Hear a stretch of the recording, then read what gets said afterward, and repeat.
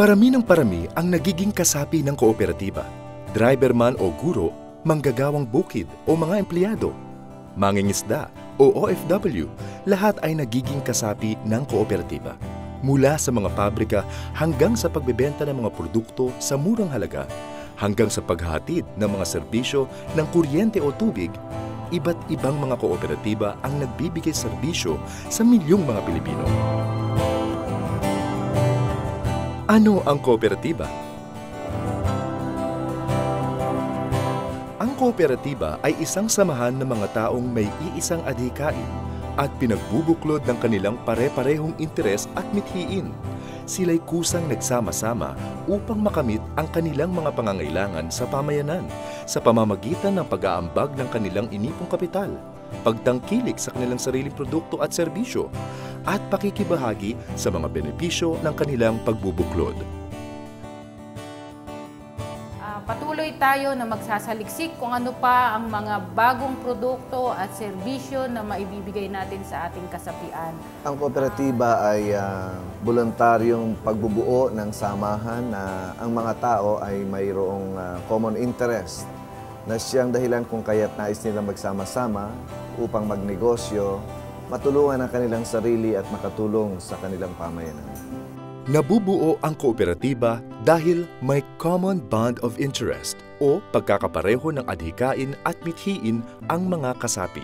Maaaring nabibilang sila sa iisang pamayanan o sa isang uri ng trabaho, propesyon o asosasyon. Ang common bond of interest, ang batayan ng pagsasama-sama ng mga miyembro. Ito naman nagmumula sa kanilang pangangailangan. May pare-parehong pangangailangan. Ang madaling pag-intindi dito, halimbawa katulad ng nabanggit natin, mga magsasaka nangangailangan ng mga inputs nila sa production, no? Ng mga pataba, mga abono, no? Kaya mga pakain. So yun ang common interest na, yun ang common bond nila. Ito mismo, isang produkto at mga pangangailangan na yung mga taong nangangailangan, ang siya mismong naglunsad noon. At sila din ang tumangkilik. So, importante, nakabatay sa pangangailangan. Pangalawa, sila mismo ang tumatangkilik.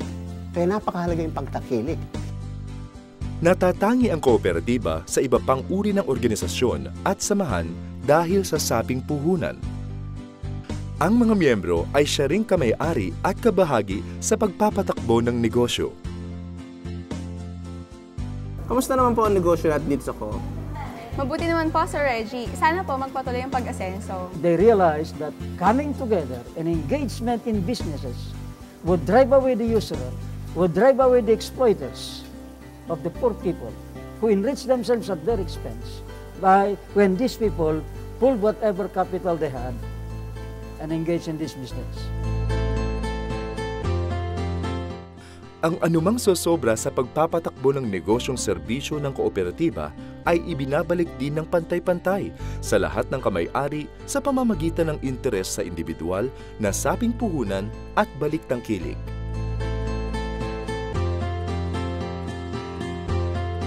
Ma'am, pakibayaran na po sa counter.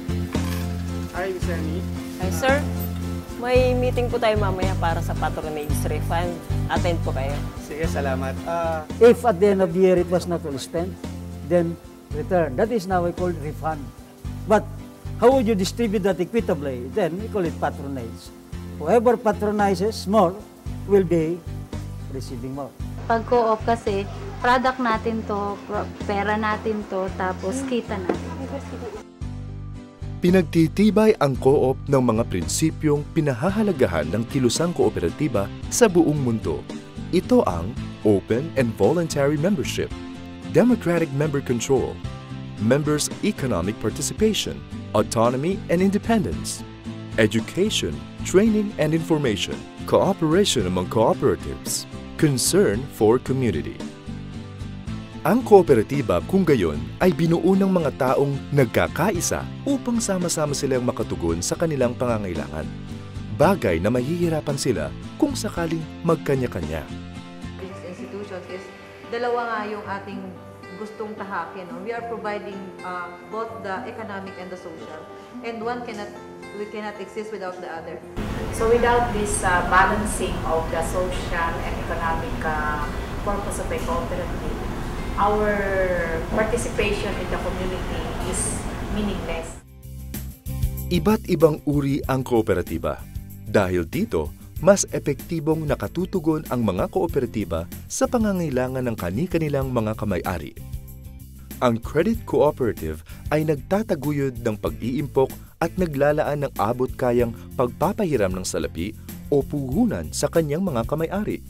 Ang consumers cooperative naman ay nangangalap at nagbebenta ng mga produkto sa mga kasapi at di kasapi.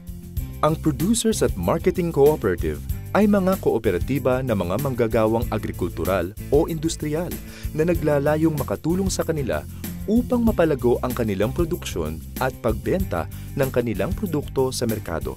Ang tinatawag na multipurpose cooperative ay kombinasyon ng dalawa o higit pang uri ng kooperatiba. Bukod rito, marami pang uri ng kooperatiba tulad ng Agrarian Reform Cooperative, Cooperative Bank, Dairy Cooperative, Electric Cooperative, Fisherman Cooperative, Health Services Cooperative, Housing Cooperative, Insurance Cooperative, Transport Cooperative, Water Service Cooperative, Workers Cooperative, at iba pang uri ng kooperatiba na maaaring itakda ng Cooperative Development Authority. Bakit natatangi ang kooperatiba?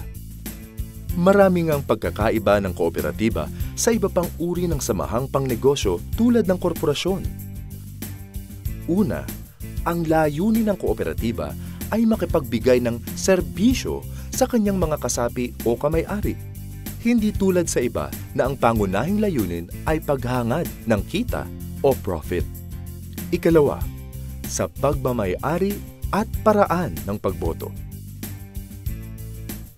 Sa co-op, maging ang mga mahihirap ay may pantay na karapatan sa pagiging may-ari ng negosyo tulad ng iba pang mas mayamang kasapi. Ang pagboto ng mga magpapatakbo ng co-op ay dahil sa kakayanan at hindi batayan ang dami o halaga ng naging salaping puhunan ng isang kandidato.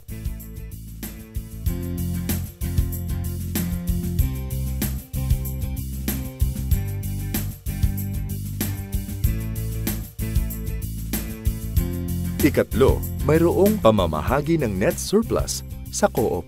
Sa linis na kita, 30% ay inilalaan para sa General Reserve Fund, edukasyon at pagsasanay, Optional Fund at Community Development Fund. Ang 70% ng natira ay ipamamahagi sa lahat ng mga kamay-ari. At huli, ang may-ari ng co-op ay siya ring pangunahing tumatangkilik ng serbisyo ng co-op. Sa kabuuan, natatangi ang kooperatiba sa iba pang uri ng samahan o organisasyon dahil sa kakaibang istruktura nitong tumutugon sa panlipunan, pang-ekonomiya at pang-kultural na pangangailangan ng mga kasapi nito. Nakikita natin dito na secondary talaga yung pag-create ng profit, pero nandoon talaga yung pagserbisyo. And because we are pursuing a social mission, which is really empowerment ng tao, maiangat yung kanyang pamumuhay at magkaroon siya ng dignidad as a person.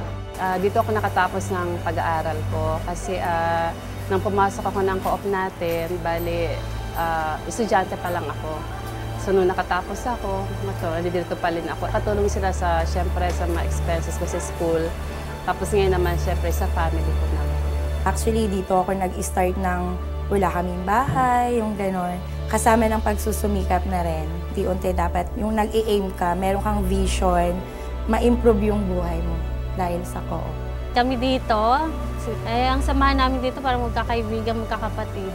Hindi namang habang panahong bata ka, tatanda rin. Kagaya ko, 60 na ako. Inaasahan ko, yung sa share capital ko, may inaasahan ako na sabihin nating may huhugutin o may tinatanaw. Gumagawa ko. Trabaho ko. Kahit walang sweldo.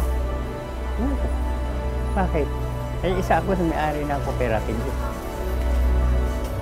Mahal ko ang co-op. Sa kooperatiba, tulong-tulong sa pag-unlad. Pantay-pantay ang karapatan at benepisyo ng bawat isa. Unti-unti nang pinagbubuti ng kooperatiba ang buhay ng mga tao. Sa Pilipinas man o maging sa buong mundo,